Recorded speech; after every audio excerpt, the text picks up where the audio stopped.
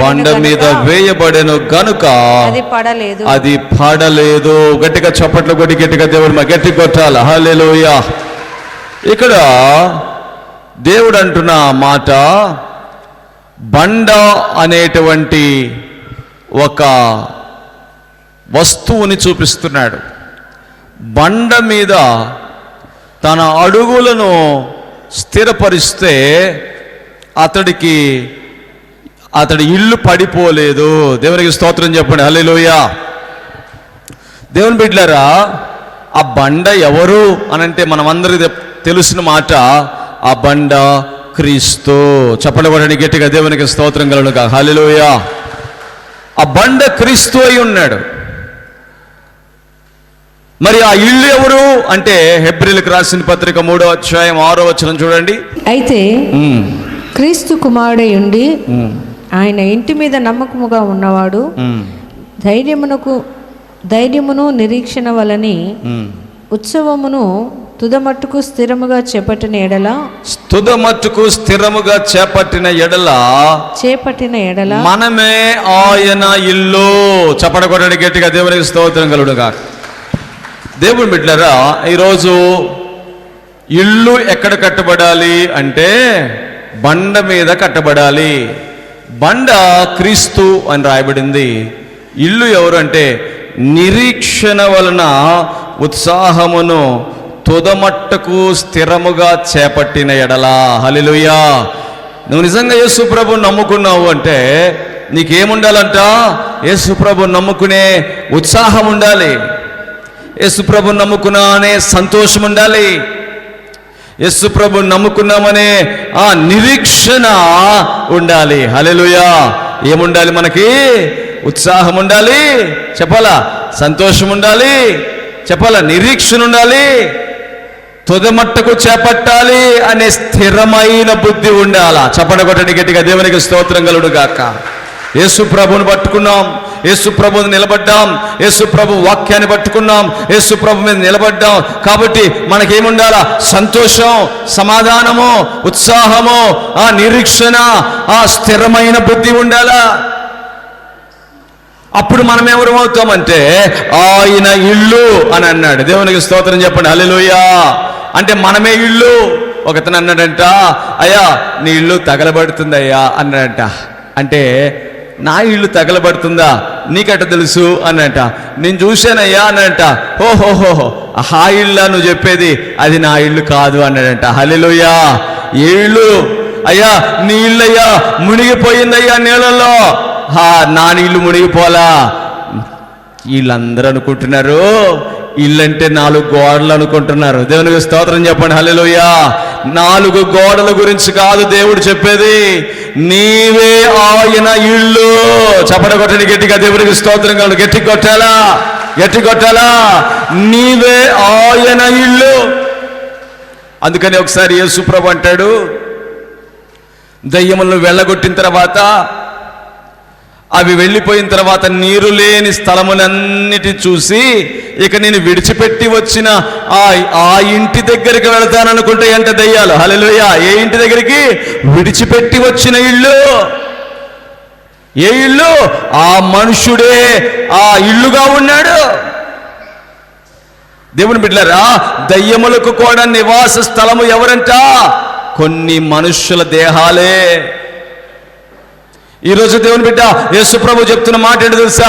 ఆ ఇంటి దగ్గరికి వచ్చి అంట అవి చూసినాయి అంట. ఏ ఇంటి దగ్గరికి వచ్చి చూసినాయి అంట? వదిలిపెట్టిన ఇంటి దగ్గరికి వచ్చి చూసినాయి అంట. చూస్తాయంట, దయ్యాలు వచ్చి చూస్తాయంట. ఇతడు ప్రార్థన చేస్తున్నాడు లేదా? ఇతడు వాక్యం చదువుతున్నాడు లేదా? ఇతడు వాక్యాన్ని పట్టుకున్నాడు లేదా? ఇతడు స్తుతిస్తున్నాడు లేదా? ఇతడు స్తోత్రం చెప్తున్నాడు లేదా? ఇతడు పాటలు పాడుతున్నాడు లేదా అని ఎవరు చూస్తారంట? దయ్యాలు వచ్చి చూసినాయి అంట. ఏమండి? దయ్యాలు వచ్చి చూస్తాయి. ఎందుకంట? దయ్యాలు ఎందుకు చూస్తాయంట? ఖాళీగా ఉంటాయా లేదా? దేవునికి స్తోత్రం చెప్పండి. హల్లెలూయా. ఖాళీగా ఉన్నాయా? ఆ ఇల్లు ఖాళీగా ఉందా? అప్పుడు యేసు ప్రభు చెప్తున్నాడు, ఆ ఇల్లు ఊడ్చి ఉండుట, ఖాళీగా ఉండుట చూసి, ఏమని చెప్పాడు యేసు ప్రభు? ఆ ఇల్లు ఖాళీగా ఉండుట చూసి అది పొయ్యంట చెడ్డవైన మరి 7 దయ్యాలను తీసుకొస్తాయంట. దేవునికి స్తోత్రం చెప్పండి హల్లెలూయా. ఒక దయ్యం విడిచిపెట్టి ఏం చేసిందంట, ఇంకొక 7 దయ్యాలను తీసుకొని ఆ ఇంటిలో కాపురం ఉండడానికి వస్తాయి అని రాయబడింది. దేవుని బిడ్డలారా, ఇప్పుడు నువ్వు ఏ ఇల్లుగా ఉండాలనుకుంటున్నావు? బండ మీద కట్టబడిన ఇల్లులాగా ఉండాలనుకుంటే నీ ఇంటిలో ఏముండాలో తెలుసా? నిరీక్షణ ఉండాలా, ఉత్సాహం ఉండాలా, సంతోషం ఉండాలా, స్థిరమైన బుద్ధి ఉండాలా. చప్పట కొట్టండి, గట్టిగా గట్టి కొట్టాలా. దేవునికి స్తోత్రం. యేసు ప్రభు అంటే సంతోషం, యేసు ప్రభుని గురించి నిరీక్షణ, యేసు ప్రభు అనే స్థిరమైన బుద్ధి అక్కడ అంటాడు. అందుకనే మనం చదువుకున్న దాంట్లో వానలు వచ్చును, ఏమండి ఏమొచ్చినాయంట, ఏమేమి వచ్చినాయండి? 3 వచ్చినాయండి. అక్కడ ఆ ఇల్లు పడిపోయిద్దా లేదా అనే దానికి 3 వచ్చినాయండి. ఏంటా 3? ఒకసారి మళ్ళీ చదవండి. ఏమిటండి 3? వానలు వచ్చును, వరదలు వచ్చును, గాలి విసిరెను. 3. దేవుని స్తోత్రం చెప్పండి హల్లెలూయా. ముందేంటండి? వానలు వచ్చును. హల్లెలూయా. అంటే వానలు అంటే ఇప్పుడు పడే వానలు అనుకుంటున్నారా ఏంటి? హల్లెలూయా. ఇప్పుడు పడే వానలు అనుకుంటున్నారా ఏంటి? ఈ వానలు ఆ గోడల్ని తడుపుతాయి కానీ ఈ ఇంటి గోడలను తలిపే వానలు వేరు. దేవునికి స్తోత్రం చెప్పండి హల్లెలూయా. ఈ ఇల్లు అనే ఆ దేవుని ఇల్లు అనే మన గోడల్ని తడిపే వానలు వేరు. దేవునికి స్తోత్రం చెప్పండి హల్లెలూయా. చాలా మంది అనుకుంటారు మేము యేసు ప్రభువుని నమ్ముకున్నాము, మేము యేసు ప్రభువుని రక్షణ తీసుకున్నాము, మేము బాప్తిజం పొందాము, మేము ప్రార్థనకి వెళ్తున్నాము అనుకుంటారు. కానీ నీవు పడిపోవాలని ఆత్మీయ స్థితిలో నుండి నువ్వు దేవుణ్ణి విడిచిపెట్టేయాలని, నువ్వు దయ్యములకు ఆవాసముగా నివాసముగా ఉండాలని నీ మీదకు కొన్ని వానలు వస్తాయి. దేవునికి స్తోత్రం చెప్పండి హల్లెలూయా.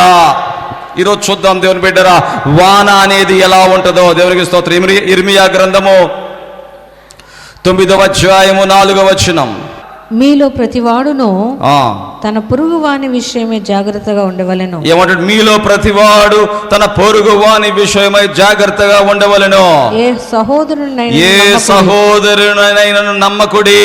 నిజముగా ప్రతి సహోదరుడును తంత్రగొట్టుయు తన సహోదరుని కొంప ముంచును. ప్రతి పొరుగువాడు కొండెములు చెప్పుటకై తిరుగులాడుచున్నాడు. దేవునికి స్తోత్రం చెప్పండి హల్లెలూయా. ప్రతి వ్యక్తిని నమ్మకండి. దేవునికి స్తోత్రం చెప్పండి హల్లెలూయా. కొంపలు ముంచేవారు ఉన్నారు. సత్యము పలుక. ఏమండి? ఏం ముంచేవాళ్ళంట? ఎవరంట? ఈ వానలు ముంచేవారు. ఏం చేస్తారంట? తంత్రగొట్టులు. ఏం గొట్టులంట? తంత్రములు కల్పిస్తుంటారు. అపవాది చేత బంధింపబడి ఏజెంట్లుగా ఉంటారు. వీళ్ళు ఏం చేస్తారు? ఈ గోడలని పడేయాలి, ఈ ఇంటిని కూల్చాలి అని ఏం చేస్తారు? వాళ్ళు ఏం చేస్తారు చెప్పండి? ఆ ఇంటిని, ఆ కొంపని ముంచడానికి అన్నట్టుగా జ్వరబడతారు ఇళ్లలోకి. దేవునికి స్తోత్రం చెప్పండి హల్లెలూయా. చక్కగా రాయబడింది చూడండి. ఇర్మియా భక్తుడి ద్వారా దేవుడు మాట్లాడుతున్నాడు. ఏమని మాట్లాడుతున్నాడు? ప్రతి ఒక్కరిని నమ్మద్దు. దేవునికి స్తోత్రం చెప్పండి హల్లెలూయా.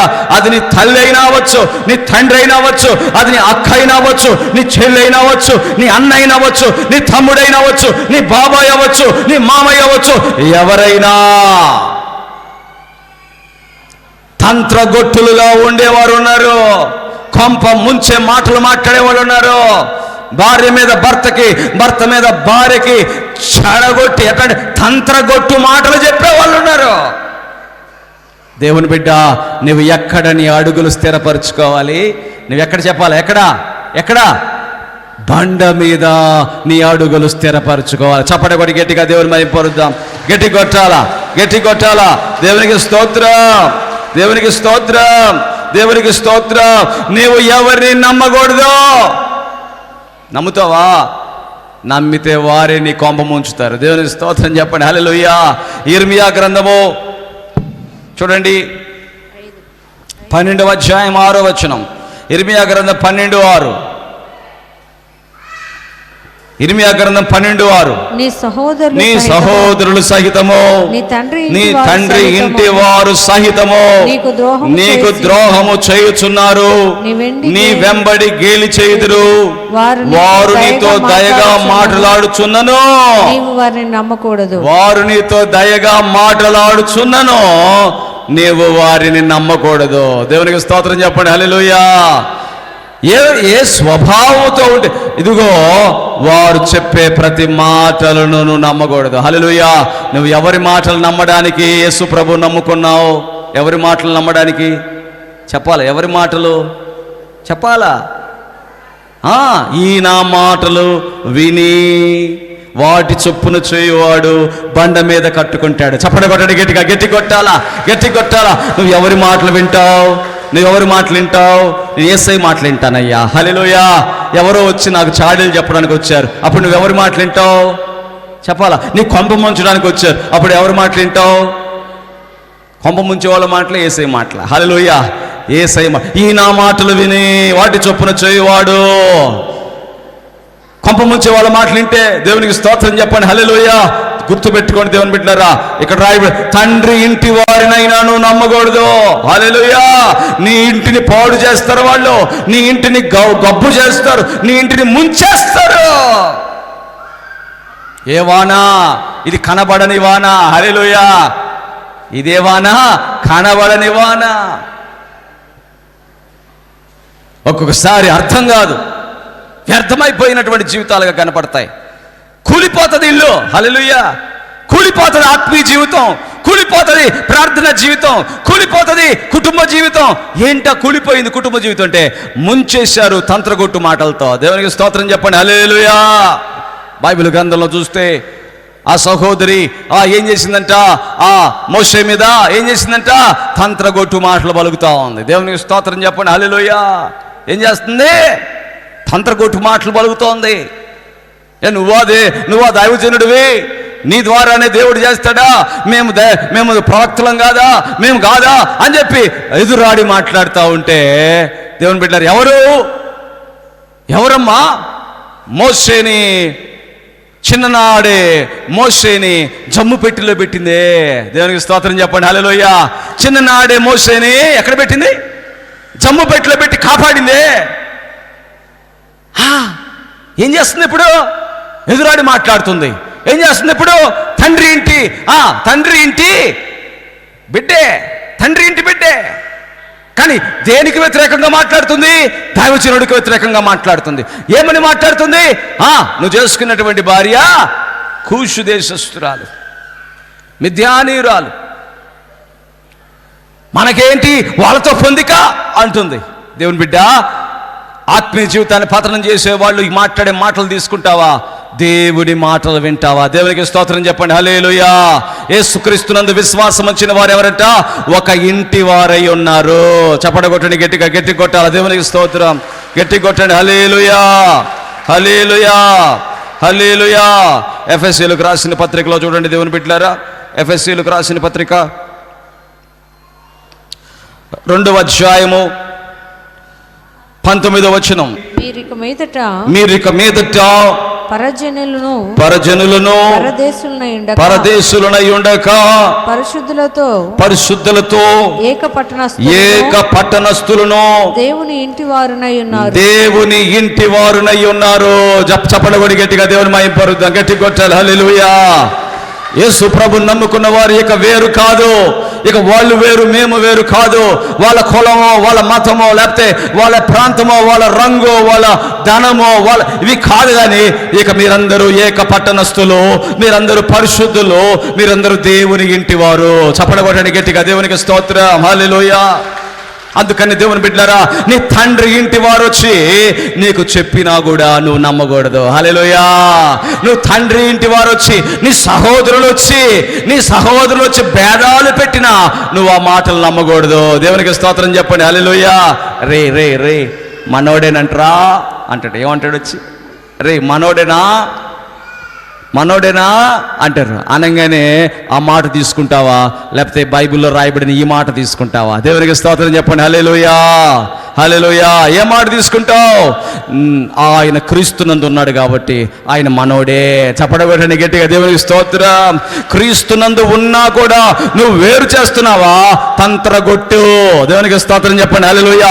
క్రీస్తునందు ఉన్నా కూడా, సేవ చేస్తున్నా కూడా, దేవుని పని చేస్తున్నా కూడా నువ్వు వేరుగా మాట్లాడుతున్నావా? తంత్రగొట్టు. అతడు నమ్మకూడదు. దేవునికి స్తోత్రం చెప్పండి. హల్లెలూయా. దేవుని బిడ్డ ఎప్పుడు కలుపుతాడు గాని విడగొట్టేవాడు కాడు. దేవునికి స్తోత్రం చెప్పండి. హల్లెలూయా. దేవుని బిడ్డ ఎప్పుడు సమాధానపరుస్తాడు గాని విడగొట్టేవాడు కాదు. దేవునికి స్తోత్రం చెప్పండి. హల్లెలూయా. సమాధానపరచువారు ధన్యులు, వారు దేవుని కుమారులు. ఈరోజు వానలు వస్తాయి, మన ఇళ్ళ మీదకి వానలు వస్తాయి. ఏ వానలు? తంత్రగొట్టు మాటలను తీసుకొచ్చే వానలు. హల్లెలూయా. మన ఇల్లు పడిపోద్ది, మన ప్రార్థనా జీవితం పడిపోద్ది, మన యొక్క ఆత్మీయ జీవితం పడిపోద్ది. పడిపోయిన తర్వాత తిరిగి మళ్ళీ ఆలోచిస్తామా? లేకపోతే ఈ నా మాటలు చొప్పున చేయవాడు. హల్లెలూయా. నేను యేసు ప్రభువుని నమ్ముకున్నానండి అంటేనే కుదరదు. దేవునికి స్తోత్రం. ఏమని నేను యేసు ప్రభువుని నమ్ముకుంటేనే కుదరదు. యేసు ప్రభు చెప్పిన మాటను కూడా పట్టుకోవాలా. గట్టిగా చప్పట్లు కొట్టండి. గట్టిగా దేవునికి స్తోత్రం. గట్టిగా కొట్టాలా. నేను యేసు ప్రభువుని నమ్ముకున్నానండి, ఓకే, వెరీ గుడ్. కానీ ఎవరి మాట వింటున్నావు? తంత్రగొట్టు మాట వింటున్నావు. దేవునికి స్తోత్రం చెప్పండి. హల్లెలూయా. యేసు ప్రభువుని నమ్ముకున్నావు, విడగొట్టేవాడి మాట వింటున్నావు. యేసు ప్రభువుని నమ్ముకున్నావు, భేదాలు కలుగు చేసే వాళ్ళ మాట వింటున్నావు. యేసు ప్రభువుని నమ్ముకున్నావు, కొండేలు చెప్పే మాటలు వింటున్నావు. యేసు ప్రభువుని నమ్ముకున్నావు, చాడీల మాటలు వింటున్నావు. నువ్వు నిజంగా యేసు ప్రభువు దగ్గర ఉన్నావా? దేవునికి స్తోత్రం చెప్పండి. హల్లెలూయా. ఈ ఉపవాస దినాల్లో నువ్వు యేసు ప్రభువుకు దగ్గర అవ్వాలా. చప్పడగొట్టండి గట్టిగా. దేవునికి స్తోత్రం. గట్టిగా వా. గట్టిగా. ఎవరికి దగ్గర అవ్వడానికి ఉపవాసం అండి? ఆహారం మానేసే దేనికి? ప్రాణాన్ని నలగొట్టుకునే దేనికి? ప్రాణము నలిగినప్పుడు దేవుడు వారిని దృష్టిస్తాడంట. చప్పడగొట్టండి గట్టిగా. దేవునికి స్తోత్రం. గట్టిగా కొట్టాలా. నా కొరకు ఇతడు ఆహారాన్ని ప్రక్కకు పెట్టాడు, ఇతడి ప్రాణం నలుగుతుంది, నలిగిన వారి యొద్ద నివసించే దేవుడును అన్నాడు. దేవునికి స్తోత్రం చెప్పండి. హల్లెలూయా. కొంతమంది చాలా విచిత్రంగా తంత్రగొట్టు మాటలు చెప్తుంటారు. ఉపవాసం దేనికి, ఆహారం మానేస్తే దేనికి అని చాలా ఎగతాళిగా మాట్లాడుతూ ఉంటారు. దేవుని బిడ్డలారా, చాలా ఎగతాళిగా మాట్లాడుతూ ఉంటారు. చూడండి ఒకసారి కీర్తనల గ్రంథం 54వ కీర్తన 4వ వచనం చూడండి. దేవుని బిడ్డలారా, 54వ కీర్తన 4.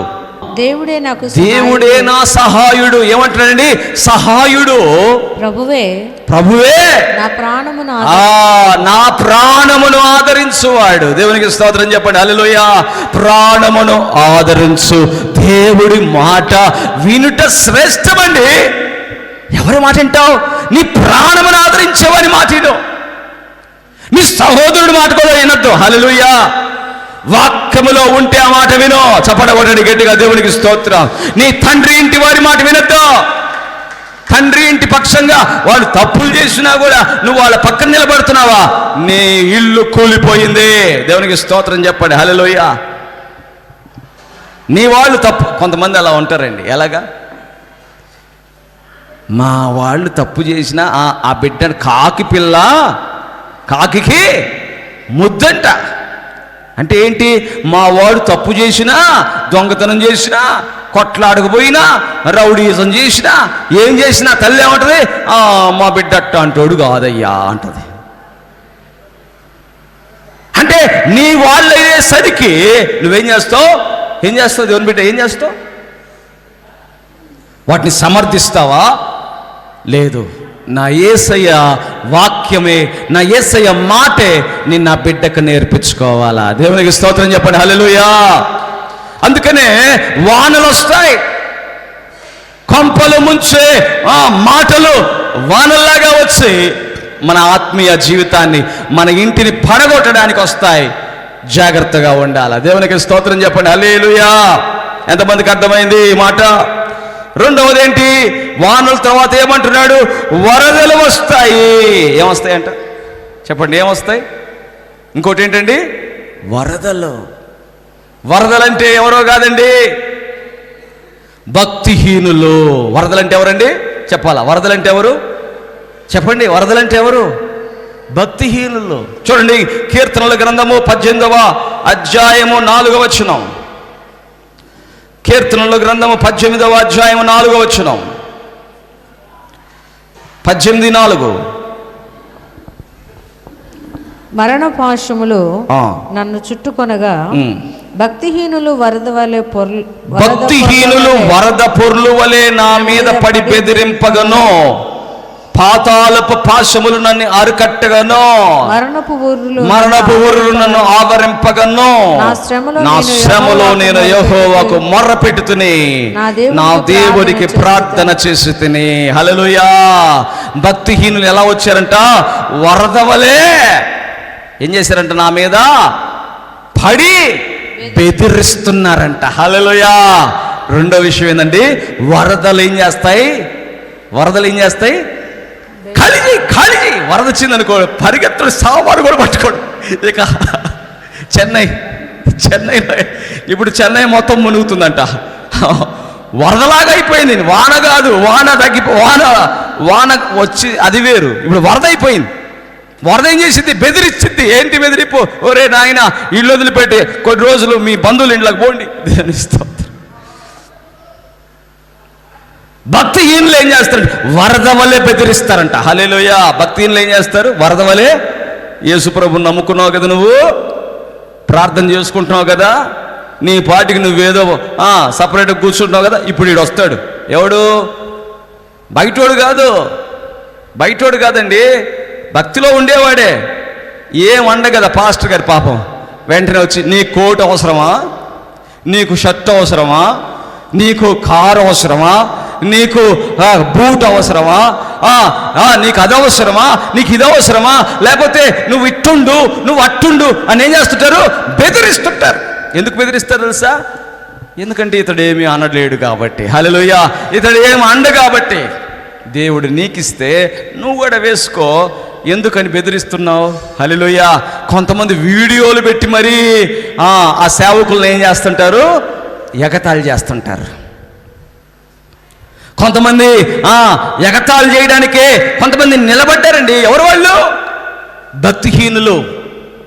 భక్తి కలిగిన వాడు ఎప్పుడు కూడా ఇతరుల గురించి పట్టించుకోడు, కానీ తన యొక్క విశ్వాస జీవితాన్ని గురించి ఆలోచించుకుంటాడు. చప్పట కొట్టండి గట్టిగా, దేవునికి స్తోత్రం. విమర్శించడానికి ప్రయత్నించడు. భక్తిహీనుడు ఏం చేస్తాడు?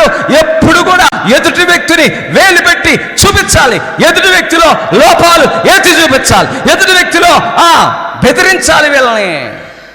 నువ్వప్పుడు చేయలా? నువ్వప్పుడు పాపం చేయలా? నువ్వు మంచోడువా అని బెదిరిస్తుంటాడు మీదకి. దేవునికి స్తోత్రం చెప్పండి. హల్లెలూయా. ఎవడతను భక్తిహీనుడు? వరద వలె వస్తాడు మీదకి. ఈరోజు నీళ్లు పాడైపోతున్నాడే. కొంతమంది భక్తిహీనుల వల్ల నీళ్లు పాడైపోతాయి. గుర్తుపెట్టుకోండి ఈ విషయాన్ని. భక్తిహీనులు నీవు సహవాసం కలిగి ఉన్నావా, క్లోజ్, నీళ్లు కూలిపోతాయి.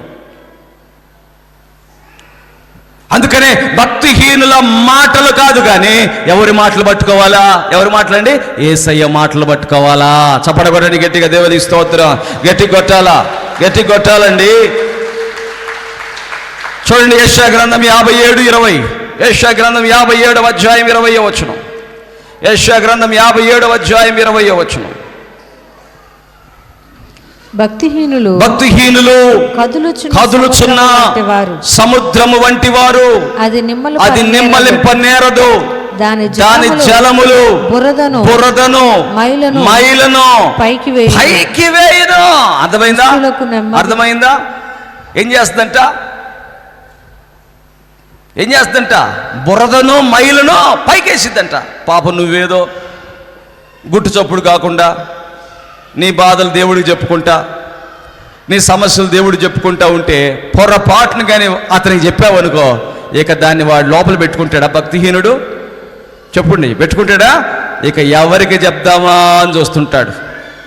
అతడిలో ఉన్న లోపాన్ని 10 మందికి సముద్రంలో ఉన్న బురదను మైలును బయటపడేసినట్టుగా ఏం చేస్తుంటారు? ఎవరిలో ఉన్న ఆ బాధల్ని, ఆ వేదనల్ని, లేకపోతే లోపాలని, పాపాలని అన్నీ కూడా అందరికీ చెప్పుకుంటూ తిరుగుతుంటాడు. దేవుని బిడ్డలారా, ఉపవాస ప్రార్థనలు దేనికండి? అలా చెప్పుకుంటూ తిరిగితే దేవుడి మాటలు నెరవేరుతున్నాయా? దేవునికి స్తోత్రం చెప్పండి. హల్లెలూయా. దేవుని మాటలు ఏంటి? నీవు బండ మీద ఇల్లు, నీ బండ మీద కట్టుకుంటున్నావు అంటే ఏంటి? నీవు నీ ఆత్మీయ జీవితంలో నీ పాపముల్ని దేవుడి దగ్గర నువ్వు ప్రార్థన చేసినప్పుడు అవి యేసు ప్రభు అంటాడు, నా వీపు వెనక విసిరి వేస్తానంటుంటే, నువ్వు ఇంకొకళ్ళ పాపాలని, ఇంకొకళ్ళ మైలుని, ఇంకొకళ్ళ బురదని, ఇంకొకళ్ళ చెత్తని నువ్వు అందరికి చెప్పుకుంటూ తిరుగుతున్నావా? భక్తిహీనుడు కాదా అలా చెప్తే? భక్తి కలిగిన వాడైతే ఏం చేస్తాడు? నా పాపాలని క్షమించిన యేసయ్య అతని పాపాలని కూడా క్షమించునుగాక. దేవునికి స్తోత్రం చెప్పండి. హల్లెలూయా. భక్తిహీనుడైతే ఏం చేస్తాడు? నా పాపాలను దేవుడు క్షమించాలా, ఇతరుల పాపాలను మాత్రం నేను అందరికి చాటింపు వేస్తాను. ఏం చేస్తాను చెప్పాలా? ఏం చేస్తాను? అయ్యా పాస్టర్ గారికి మొన్న అయ్యా పాస్టర్ గారు పాస్టర్మని అరుస్తున్నాడయ్యా. అరిస్తే నువ్వే తీసుకెళ్ళి ఏం చెప్తావు? బయట ఊరందరికి చెప్పొస్తావా? లేకపోతే ప్రార్థన చేస్తావా? ప్రభువా వారి మధ్యలో సమాధానం ఉండునుగాక అని ప్రార్థన చేస్తావా? ఏం చేస్తావు? నువ్వు భక్తిపరుడువా భక్తిహీనుడువా ఏంటి? ఆ వరదల లాంటి భక్తిహీనులు మన దగ్గరకు ఉన్నారనుకో, మన ఇల్లు ఏమైపోద్ది చెప్పాలి? ఏమైపోద్ది? కూలిపోద్ది. కొంతమంది భక్తిహీనులు గుంపు దావీదు మీదకి లేచిందంట. దావీదు మీదకి భక్తిహీనులు గుంపు లేచిందంట. వాళ్ళు ఏం చేస్తారంట? బెదిరిస్తున్నారంట. నువ్వు ఫలానా రోజు ఆ తప్పు చేయలేదా, ఈ తప్పు చేయలేదా, నువ్వు అదేంటి, నువ్వు ఇదేంటి అని అంటున్నారంట. చుట్టుకొని మాట్లాడుతున్నారంట. దేవుణ్ణి నమ్ముకున్న వారంటే ఎంత చిన్న చూపు, ఎంత విలువలేని వారిగా చూస్తారో తెలుసా? ఏం చేయలేడుగా, మనం ఎన్నైనా అనొచ్చు. హల్లెలూయా. కానీ వారు ఏమి చేయలేకపోవచ్చు, కానీ వారి తరపున నిలబడినటువంటి యేసు ప్రభు అన్నీ చూసుకుంటాడు. చప్పట్లు కొట్టండి గట్టిగా, గట్టిగా కొట్టాలా, గట్టిగా కొట్టాలా. దేవునికి స్తోత్రం. ఈరోజు నీ ఇల్లు నిలబడాలి అంటే నీవు ఆగిన మాటలను పట్టుకొని నువ్వు నడిస్తే ఆ బండ మీద కట్టబడిన ఇల్లుగా ఉన్న నీవు నిలబడతావు. దేవునికి స్తోత్రం చెప్పండి. హల్లెలూయా, హల్లెలూయా. లోతు ఎక్కడికి వెళ్ళాడు తెలుసా? ఎక్కడికి వెళ్ళాడు లోతు ఎక్కడికి వెళ్ళాడు? అబ్రహామును విడిచిపెట్టి ఎక్కడికి వెళ్ళాడు? ఎవరి దగ్గరికి వెళ్ళాడు? సొదొమ గొమొర్రా. ఎవరాళ్ళు? భక్తిహీనులు. వావి వరుసలు లేవు, ఇష్టానుసారమైన జీవితాలు, పాపపు జీవితాలు, భయంకరమైన జీవితాల్లోకి లోతు ఎక్కడికి వెళ్ళిపోయాడు? లోతు నువ్వు విశ్వాసవి కదా, నీకెందుకు వాళ్ళతో సాంగత్యం? ఆ భక్తిహీనుల దగ్గరికి వెళ్ళి ఎందుకు నిలబడ్డావు? ఆ భక్తిహీనులు బాగున్నారండి, వాళ్ళ ఇల్లు చూడు ఎంత బాగున్నాయో. కొంతమంది అండి మన జబ్బు ఏందో తెలుసా? భక్తిహీనులని తెలుసు, వాళ్ళ ధనాన్ని బట్టి వీళ్ళు వెళ్ళి వాళ్ళతో స్నేహం చేస్తుంటారు, ఫ్రెండ్షిప్ చేస్తుంటారు. నీకున్నదాంతో నువ్వు తృప్తిపడమ్మా. నువ్వు ప్రభు రాకడ వరకు స్థిరమైన బుద్ధితో ఉండు, నిరీక్షణతో ఉండు, ఆనందముతో ఉండు, సంతోషముతో ఉండు, ప్రభువు యొక్క ఇంటిగా ఉండు. అలా కాదంట, భక్తిహీనులతో స్నేహాలు చేస్తుంటారు. ఎందుకు చేస్తారు? వాళ్ళకున్నటువంటి శ్రేష్టమైన సంపద, వాళ్ళకున్నటువంటి కార్లు, వాళ్ళకున్నటువంటి బంగళాలు, వాళ్ళకున్న ఇళ్ళు, ఇవన్నీ కూడా లోతుకు కనబడినట్టుగా భక్తిహీనులు ఆ యొక్క శ్రేష్టమైన సంపాదన లోతుకి కనబడినట్టుగా కొంతమంది కనపడుతుంటాయి. పచ్చగా ఉందని వెళ్ళిపోయాడు లోతు. వెళ్ళిన తర్వాత అక్కడ భక్తిహీనులు ఉన్నారని తెలుసుగా, రావచ్చుగా బయటికి, రాట్లా. అంతా పాపముతో ఉన్నారని తెలుసు, బయటకు వచ్చేయచ్చుగా, రావట్లా. అక్కడే ఉన్నాడు. తన భార్య, తన కూతుర్లు అక్కడే నివాసం. దేవుడే కలగ చేసుకొని ఆ సొదొమ మీద అగ్ని కుమ్మరిస్తాను, వీళ్ళని నాశనం చేస్తాను అన్నప్పుడు అబ్రహాం అంటున్నాడు, అయ్యా అవకాశమే అయ్యా, అవకాశమే అన్న ప్రార్థన, విజ్ఞాపన దేవుడు చేస్తుంటే, దేవుడు కనికరిస్తుంటే 5 ఉంటే రక్షిస్తా ఉంటే, 5 రక్షిస్తానన్నాడా? 5 నా యొక్క శిక్షను దాని మీద వేయరానంటే 5 కూడా లేరు. ఎంతమంది ఉన్నారు? 4 ఉన్నారు. దేవునికి స్తోత్రం చెప్పండి. హల్లెలూయా. లోతు కుటుంబం ఎంతమంది? 4.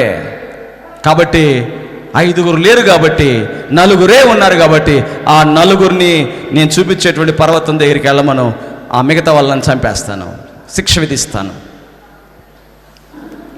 లోతుకు దేవుడు చెప్తున్నాడు, ఆ దేవదూతలు చెప్తున్నారు, మీరు వెళ్ళిపోయి వెనకకు చూడకుండా వెళ్ళిపోండి అంటే లోతు పరిగెడుతున్నాడంట. లోతు కుమార్తెలు పరిగెడుతుందంట.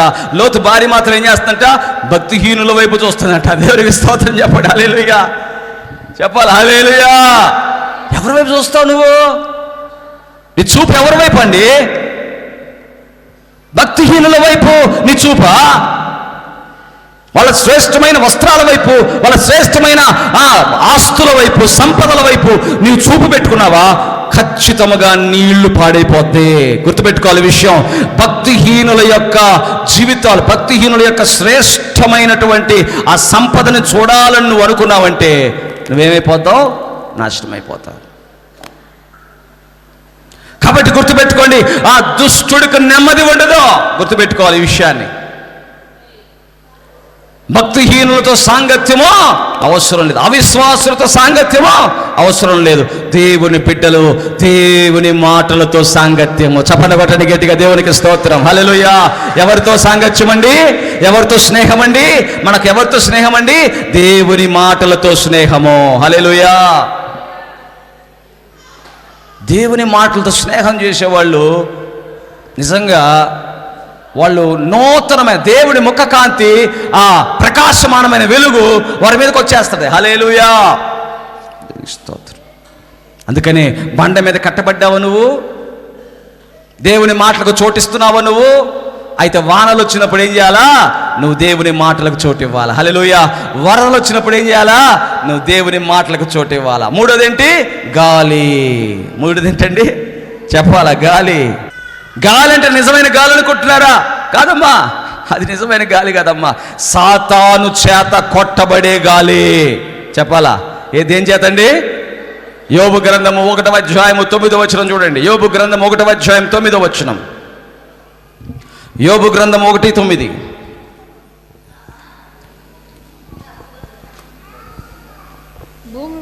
భూమి మీద అతని వంటి వాడు ఎవడు లేడు, అతని వంటి వాడు ఎవడు లేడు అని అడుగగా అపవాది యోబు ఊరకయే దేవుని యందు భయభక్తులు గల. యోబు అంటున్నాడు, ఊరకనే దేవుని యందు భయభక్తులు కలిగి ఉన్నాడా? నీవు అతనికి అతని ఇంటి వారికి అతనికి కలిగిన సమస్తమును చుట్టూ కంచె వేసావు. నీవు అతని చేతి పనిని దీవించుట చేత అతని ఆస్తి దేశములో బహుగా విస్తరించింది. అయినను నీవు ఇప్పుడు నీ చేయి చాపి అతనికి కలిగిన సమస్తము మొత్తుని ఎడల అతడు నీ ముఖము ఎదుటనే దూషించి నిన్ను విడిచిపోవునని యెహోవాతో అనగా, యెహోవా. ఇప్పుడు ఆ సాతాను ఏం చేస్తున్నాడని మనం కానీ చూస్తే అక్కడ తర్వాత చాలా వాడి పనులు ఉంటాయి. దాంట్లో ఒక పని ఏంటి తెలుసా? ఆ ఇంటిని కూల్చిన పని. సాతాను చేసిన పని ఏంటంటే ఇంటిని కూల్చిన పని ఏంటి తెలుసా? గొప్ప సుడిగాలి అరణ్యము మీద వచ్చి ఆ ఇంటి 4 మూలల మీద కొట్టగా అది యవనుల మీద పడినందున వారు చనిపోయిరి. అదిగో దేవునికి స్తోత్రం చెప్పండి. హల్లెలూయా. ఒక ఇంటిని పడేయడానికి గాలుల్లో ఏ గాలి అంటే అది సాతాను గాలి. సాతాను కూడా మనిషి యొక్క ఆత్మీయ జీవితాన్ని పడద్రోయడానికి వాడు గర్జించు సింహం వలె ఎవడిని మినింగుదునా అని తిరుగులాడుతున్నాడు. నువ్వు దేవునితో నడుస్తున్నావు కదా, దేవుని చేత ఆశీర్వదించబడుతున్నావు కదా. సాతాను అంటున్నాడు, అయ్యా కంచె వేసావయ్యా యోబుకి, దీవిస్తున్నావయ్యా యోబుని, అతడి కష్టార్జితాన్ని ఆశీర్వదిస్తున్నావయ్యా, అతడి విత్తనం వేయిగా ఫలాలు వస్తున్నాయి, అతడు ఏ పని చేసినా ఆశీర్వాదం వస్తుంది, దీవెనలు వస్తున్నాయి, నాకు వదిలిపెట్టి ఒకసారి. ఏమంటాడు సాతాను? అయ్యి నువ్వు దేవుడితో నడుస్తున్నావు, దేవుడి చేత దీవించబడుతున్నావు అంటే సాతాను నిన్ను ఎలాగైనా దేవుడికి దూరం చేయాలని నీ మీద దాడి చేస్తాడు. అప్పుడు కూడా నువ్వు ఎవరి మాటలు పట్టుకోవాలి? చెప్పండి, ఎవరి మాటలు చెప్పాలి? గట్టిగా దేవుని మాటలు పట్టుకోవాలా? దేవునికి స్తోత్రం చెప్పండి. హల్లెలూయా. కాబట్టి ఆ రకరకాలైన సాతాను యొక్క గాలులు కొట్టినప్పుడు మనం గాలి వైపు తిప్పకూడదు. మన తల మనం యేసు వైపే నిలబడాల స్థిరంగా. దేవునికి స్తోత్రం చెప్పండి. హల్లెలూయా. పేతురంట ఆ ధోనిలో కూర్చుని ఉన్నప్పుడు యేసు ప్రభు నీళ్ళ మీద నడుచుకుంటా వస్తుంటే యేసు ప్రభుని అడుగుతున్నాడు పేతురు, నీవే అయితే నేను కూడా నేల మీద నడుస్తాను ప్రభువా అనంటే, దేవుడు సర్వశక్తిమంతుడు, దేవుడు మన ప్రాణమును తృప్తిపరచువాడు. నువ్వు అడిగిన వాటినల్లను ఇవ్వడానికి ఆయన చెయ్యి చాపువాడు. దేవునికి స్తోత్రం చెప్పండి, హల్లెలూయా. పేతురు అడుగుతున్నటువంటి దాన్ని బట్టి యేసు ప్రభు వద్దులే పేతురు అన్లా, రా పేతురు అడుగు వేయి, సముద్రం మీద నీళ్ల మీద అడుగు వేయి అని అంటే, పేతురు తన కాలిని తీసి సముద్రం మీద ఆ నీళ్ల మీద పెట్టినప్పుడు జాలరైన పేతురు, చేపలు పట్టే పేతురు, నీళ్ళల్లో కాలు పెడితే మునిగిపోతాడని తెలిసిన పేతురు ఇప్పుడు నీళ్ళ మీద కాలు పెట్టగానే తేలేడంట. దేవునికి స్తోత్రం చెప్పండి. అద్భుత కరుడైన దేవునికి స్తోత్రం చెప్పొద్దామగాక. ఆమేన్, హల్లెలూయా. దేవుడు ఎవరంటే ఆయన వైపు చూసినంతసేపు, ఆయన మాటకు చెవి యొగ్గినంతసేపు, ఆయనతో నడుస్తున్నంతసేపు నీ జీవితములో నీ ప్రార్థన అంగీకరించబడుతుంది. చప్పట్లు కొట్టండి గట్టిగా, దేవునికి స్తోత్రం కలుగునుగాక. అడుగులు వేశాడా, 2 అడుగులు వేశాడా, 3 అడుగులు వేశాడా, 4 అడుగులు వేశాడు, నడిచాడు. అయితే ఏం జరిగిందంట, వెంటనే అతని మీదకి గాలి కొట్టిందంట. దేవునికి స్తోత్రం చెప్పండి, హల్లెలూయా. గాలి కొట్టగా యేసు ప్రభు మీద ఉంచాల్సిన దృష్టి పేతురు ఏం చేశాడు, గాలి వైపు చూశాడట. హల్లెలూయా. గాలి వైపు చూశాడట. గాలి వైపు చూడగా దేవుడి యొక్క శక్తి మీద అనుమానం కలిగి, సందేహం కలిగి ఏమైపోయాడు, మునిగిపోసాగాడు అని రాయబడింది. దేవునికి స్తోత్రం చెప్పండి, హల్లెలూయా. మన జీవితాలు కూడా కొన్నిసార్లు అంతేనండి. అనుమానాలు, సందేహాలు తీసుకొస్తాడు సాతాను. దేవుడు చేస్తాడా, దేవుడు నా పట్ల కార్యం చేస్తాడా, దేవుడు నా జీవితంలో మేలు చేస్తాడా, దేవుడు నన్ను చివరి దాకా నడిపిస్తాడా, దేవుడు నా ఇంటి వారిని రక్షిస్తాడా, ప్రభు రాకడ వరకు మేమందరం కూడా ఎత్తబడతామా అనే విశ్వాసముతో ఉండాల్సిన వారు గాలి తగలగానే, సాతాను శోధన చేయగానే, సాతాను అగ్నిపానం వేయగానే వీళ్ళల్లో మనసు ఏమైపోద్ది, మైండ్ ఏమైపోయింది, మారిపోద్ది, వెంటనే మారిపోయింది. అప్పటిదాకా బాగానే ఉంటారు, అప్పటిదాకా దేవుడి ద్వారా మేలు పొందుతుంటారు. ఎప్పుడైతే సాతాను అగ్నిపానం వేశాడో, గాలి తగిలిందో, వెంటనే ఏమైపోయింది, మార్పు రంగల్ని జారిపోతున్నాయంట నీళ్ళల్లోకి. దేవుని బిడ్డ, అందుకని గుర్తుపెట్టుకోండి, ఆ వానలు కురిసెను, వరదలు వచ్చెను, గాలి విసిరను, కానీ అది పడిపోలేదు. గట్టిగా చప్పట్లు కొట్టండి గట్టిగా, దేవునికి స్తోత్రం. అది పడిపోలేదు. కారణం ఏంటో తెలుసా, ఆ ఇల్లు వానలకి తడవట్లేదు, వరదలకి బెదరట్లేదు, గాలి చేత సందేహింపబట్టలేదు, కానీ యేసు మాటల యందు నిలబడి నమ్మకముగా దేవుని కొరకు నిలబడింది. గట్టిగా చప్పట్లు కొట్టి గట్టిగా దేవునికి స్తోత్రం. గట్టి కొట్టాల, హల్లెలూయా. ఈరోజు మన జీవితాలు ఎలా ఉన్నాయి, ఈరోజు మన పరిస్థితులు ఎలా ఉన్నాయి, మనం ఎవరి మాటలకు చోటిస్తున్నాం? అపవాదికి చోటియకుడి, తంత్రగొట్టు మాటలకు చోటియకుడి, తండ్రి వింటి వారిని కూడా నమ్మొద్దు. నీ ఆత్మీయ జీవితాన్ని పాడు చేసే ఏ మాటైనా అది నువ్వు తీసుకోవడానికి వీల్లేదు, అంతే. దేవునికి స్తోత్రం చెప్పండి, హల్లెలూయా. దేవుడి మాటలు నీ జీవితాన్ని మార్చునుగాక. దేవుని మాటల్లో నువ్వు జీవిస్తే నీ జీవితము అన్ని విషయాల్లో స్థిరమైనటువంటిదిగా ఉండునుగాక. పడిపోని స్థిరమైన వాక్యము దేవుడు మన హృదయములలో నాటునుగాక. అట్టి కృప దేవుడు మనకు దయచేయునుగాక. ఆమేన్.